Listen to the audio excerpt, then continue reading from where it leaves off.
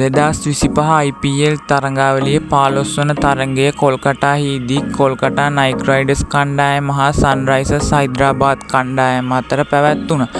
මෙම තරඟය සඳහා ශ්‍රී ලංකා ක්‍රීඩක කමිදු මෙන්ඩිස් සන්රයිසර්ස් හයිදරාබාද් කණ්ඩායම වෙනුවෙන් මංගල IPL වරම් දිනා ගත්තා. තරඟයේ පළමුව පන්දුවට පහර දුන් කොල්කටා නයිට් රයිඩර්ස් කණ්ඩායම කඩුළු 6ක් දැවි ලකුණු 200ක් රැස් කළා.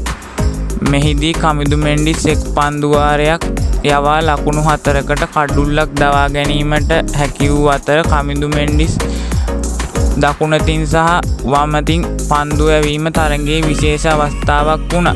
තරඟයේ දෙවන ඉනිම ආරම්භ කළ සන්රයිසර්ස් හයිදරාබාද් කණ්ඩායමේ ආරම්භය අසාර්ථක වූ අතර ශ්‍රී ලංකා ක්‍රීඩක කමිදු මෙන්ඩිස් පන්දු 20කදී ලකුණු 27ක් රැස් කළ අතර කමිදුගේ ඉනිමට 6 පාර 2ක් හා 4 පාරක් ඇතුළත් වුණා. නමුත් සන්රයිසර්ස් කණ්ඩායම පන්දුවාර 16යි පන්දු 4කදී සියලු දෙනා දැවි ලකුණු 120ක් පමණයි රැස් කළේ. තරඟයේ අවසානයේ ජයග්‍රහණය හිමි කරගත්තේ කොල්කටා නයිට් රයිඩර්ස් කණ්ඩායම ලකුණු 80කින්. තරඟය ජයග්‍රහණය කළා. ඉතින් මෙවැනි තවත් ක්‍රීඩා තොරතුරු නැරඹීමට දිනුව ස්පෝර්ට්ස් YouTube චැනලය සබ්ස්ක්‍රයිබ් කර අදම එකතු වෙන්න.